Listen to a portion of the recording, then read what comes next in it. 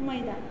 हा मैदा टाकल्यानंतर मध्ये काय करायचं, खड्डा करायचा आणि त्या खड्ड्यामध्ये ती साखर कुठली का त्याच्यामध्ये भरगत आहे 1 चमचा साखर. तू टाकणार आहे का ग बरोबर, मम्मी नाही करत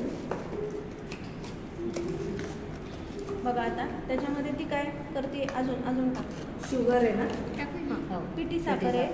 पिठी साखर नसेल तर आपली जी जाडी साखर खूप नाही, पिठी साखर नसेल तर आपली जी जाडी साखर असते ना, ती जाडी साखर जरी घेतली तरी चालते. ती 1-1.5 चमचा घेतली तरी चालेल.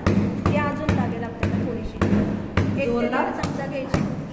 हे ना पावसाळ्याने ते घट्ट झालेलं आहे, त्याच्यामध्ये अजून आहे बरं.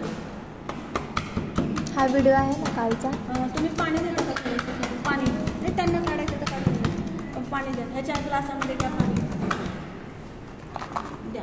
आपण आहे ना हे आता पूर्ण व्यवस्थित भरून घेऊ. एक गाठ त्याच्यामध्ये विरघळून जाईल. आणि मध्ये काय घालायचं, पाणी. पाण्यामध्ये ती साखर विरघळून जाईल. आता साईडने आपल्याला काय घालायचं, मीठ. आपण चपातीच्या पिठात असं मीठ घालतो की नाही आणि डायरेक्ट आपण करतो.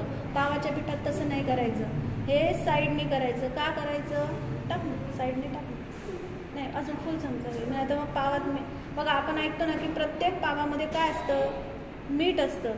हां, प्रत्येक पावामध्ये काय असतं, मीठ असतं. नाही बस झालं. तर हे जे ईस्टचे जे जंतू आहेत, आता चमचा पकड, हे सूक्ष्मदर्शकाखाली बघितले तर ईस्टचे जीव जंतू आहेत. हां, मायक्रोस्कोप खाली बघितलं तर हां, हे साखरेमधलं ग्लुकोज खातात. खाऊन मोठे होतात. आणि मीठ काय करतं, जंतूनाशक आहे. मीठ काय करतं, जंतूंना मारतं. मग जर का पहिल्यांदाच मी या पाण्यामध्ये किंवा याच्या पिठामध्ये मीठ टाकलं तर हे ईस्टचे जे जीवजंतू आहे हे फुगतील का, ते सगळे मरून जातील. म्हणून ह्याला आपण साईडनी मीठ घालायचं. आता आपण आतमध्ये खड्डा केला, साखर टाकली. आता आपल्याला त्याच्यामध्ये 1 चमचाभर, या ग्लासाला 1 चमचाभर काय लागेल, ईस्ट लागेल. टाका ईस्ट लागेल. ईस्ट जर का तुमचं खूप जुनं असेल, 4 महिने झाले, मग तुम्हाला आठवण आली आपण पाव करायचा, तर बेकिंग पावडर आणि ईस्ट याची जी ॲक्शन आहे ती पुस झालेली असणार. हे एकदा उघडलं की याला पटकन घ्यायचं आणि याला पहिल्यांदा पॅक करायचं आणि ह्याला पॅक करून ठेवून द्यायचं. ह्याला जर का